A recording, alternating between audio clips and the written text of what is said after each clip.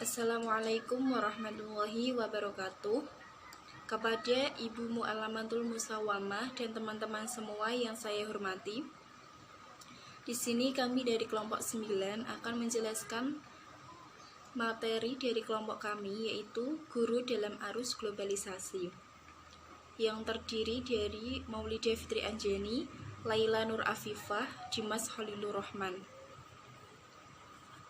Pokok pembahasan yang pertama yaitu pengertian guru dan tantangan guru dalam arus globalisasi. Kemudian yang kedua, pengertian guru dalam perspektif sosiologi. Kemudian yang ketiga, sertifikasi dan kualitas guru Indonesia. Langsung saja yang pertama yaitu pengertian guru dalam arus globalisasi. Kata guru berasal dari bahasa Indonesia yang berarti orang yang mengajar. Dalam bahasa Inggris dijumpai kata teacher yang berarti pengajar. Selain itu, terdapat kata tutor yang berarti guru pribadi yang mengajar di rumah. Mengajar ekstra memberi les tambahan pelajaran. Edukator yang berarti pendidik atau ahli didik. Kemudian lecturer yang berarti pemberi kuliah atau penceramah. Istilah lazim yang digunakan untuk pendidik adalah guru. Guru merupakan orang dewasa yang bertanggung jawab memberi pertolongan pada anak didiknya dalam perkembangan jasmani dan rohaninya, agar mencapai tingkat kedewasaan sehingga mampu berdiri sendiri dan memenuhi tingkat kedewasaan, mampu mandiri dalam memenuhi tugasnya sebagai hamba dan khalifah Allah Subhanahu wa Ta'ala. Kemudian, tantangan guru dalam arus globalisasi.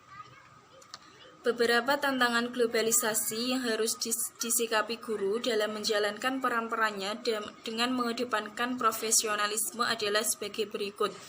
Yang pertama yaitu perkembangan ilmu pengetahuan dan teknologi yang begitu cepat dan mendasar, kemudian krisis moral yang melanda bangsa dan negara Indonesia, krisis sosial seperti kriminalitas, kekerasan, pengangguran, serta kemiskinan yang terjadi di dalam masyarakat.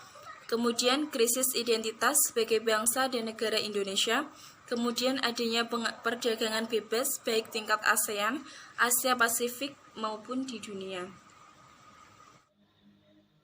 Baik, di sini saya akan melanjutkan ke subbab yang kedua, yaitu tentang pengertian guru menurut perspektif sosiologi.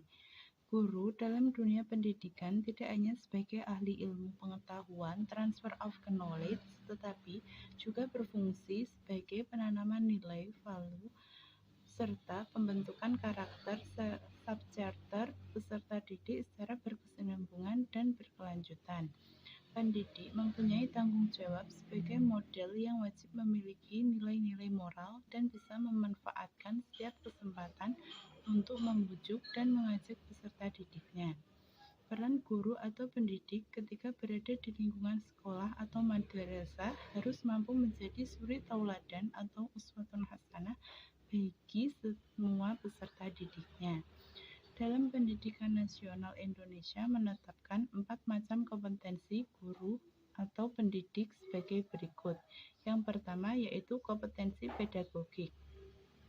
Kompetensi pedagogik merupakan proses pengembangan peserta didik meliputi pemahaman wawasan atau landasan kependidikan, pemahaman terhadap peserta didik, pengembangan kurikulum atau silabus, perencanaan pembelajaran, evaluasi hasil belajar, pengembangan peserta didik untuk mengaktualisasikan berbagai potensi yang dimiliki. Yang kedua yaitu kompetensi kepribadian. Kompetensi kepribadian artinya kemampuan kepribadian yang mantap, stabil, dewasa, arif, dan bijaksana, berwibawa, berakhlak mulia, dan menjadi teladan bagi peserta didik dan masyarakat, mengevaluasi pekerjaannya sendiri, dan mampu mengembangkan dirinya secara berkelanjutan. Yang ketiga yaitu kompetensi sosial. Kompetensi sosial artinya kemampuan guru atau pendidik sebagai bagian dari masyarakat untuk berkomunikasi lisan dan tulisan, menggunakan teknologi informasi dan komunikasi secara fungsional, bergaul secara efektif dengan peserta didik, sesama pendidik, tenaga kependidikan, orang tua atau wali peserta didik, dan bergaul secara santun dengan masyarakat sekitar. Yang terakhir yaitu kompetensi profesional. Kompetensi profesional artinya kemampuan penguasaan materi pembelajaran secara luas dan mendalam yang meliputi konsep struktur dan metode keilmuan atau teknologi atau seni yang menaunginya atau koheren yang dengan materi ajaran. Materi pengajaran yang terdapat dalam kurikulum sekolah, hubungan konseptual antara mata pelajaran yang terkait dan penetapan konsep-konsep keilmuan dalam kehidupan sehari-hari, dan kompetensi secara profesional dalam konteks global dengan tetap melestarikan nilai dan budaya nasional. Dalam ilmu sosiologi, kita bisa menemukan dua istilah yang akan selalu berkaitan, yaitu status dan peran sosial di dalam masyarakat. Status biasanya didefinisikan sebagai suatu peringkat atau posisi seseorang dalam satu kelompok atau posisi suatu kelompok dalam hubungan dengan kelompok lainnya. Sedangkan peran merupakan sebuah perilaku yang diharapkan dari seseorang yang memiliki status tertentu tersebut. Status sebagai guru dapat dipandang sebagai yang tinggi atau rendah, tergantung di mana ia berada. Sedangkan peran yang berkedudukan sebagai pendidik harus menunjukkan kelakuan yang layak sesuai harapan masyarakat, dan guru diharapkan berperan sebagai teladan dan rujukan dalam masyarakat dan khususnya anak didik yang diajar. Sertifikasi Guru Indonesia. Sertifikasi adalah proses pemberian sertifikat pendidik untuk guru dan dosen. Menurut Undang-Undang Nomor 14 Tahun 2005 Pasal 1, dalam proses tersebut dilakukan serangkaian uji kompetensi yang mencakup kompetensi kepribadian, profesional, dan sosial. Tujuan dari sertifikasi tersebut adalah untuk menciptakan tenaga pengajar profesional dan sebagai imbalannya diberikan sejumlah kompensasi tertentu sesuai dengan kepangkatan atau golongan yang dicapai. Oleh karena sertifikasi adalah suatu pengujian terhadap pengakuan kompetensi guru, maka tidak ada kata tidak bagi guru untuk membuktikan kemampuannya. Untuk pelaksanaannya, sertifikasi guru diselenggarakan melalui dua jalur, yaitu sertifikasi guru dalam jabatan melalui jalur pendidikan.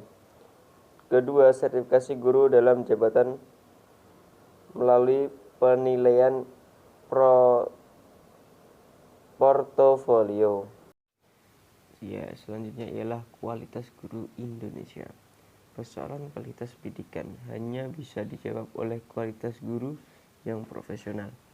Guru yang berkualitas ialah jaminannya. Tanpa perbaikan kualitas guru, maka kualitas pendidikan tidak memadai. Prinsip dasar kompetensi guru adalah memetakan faktor-faktor yang menyebabkan tidak kompetennya guru dalam mendidik. Ada 4 penyebab rendahnya kompetensi guru, yakni sebagai berikut. Yang pertama, ketidaksesuaiannya disiplin ilmu dengan bidang ajar. Yang kedua ialah kualifikasi guru yang belum setara sarjana. Yang ketiga ialah rekrutmen guru yang tidak efektif. Yang keempat, peningkatan koprofesian berkelanjutan atau disebut PKB, guru yang rendah. Namun sayang, kita terlalu sedikit bertindak tidak memenuhi kualitas dan kompetensi guru dalam mendidik. Guru akan sulit menerima perubahan jika kompetensinya rendah. Pendidikan akan semakin rumit ke depan bila kualitas guru memang lemah. Mohon maaf sebesar-besarnya apabila salah kata atau penulisan. Terima kasih atas perhatiannya. Wabillahi taufiq wal hidayah. Wassalamualaikum warahmatullahi wabarakatuh.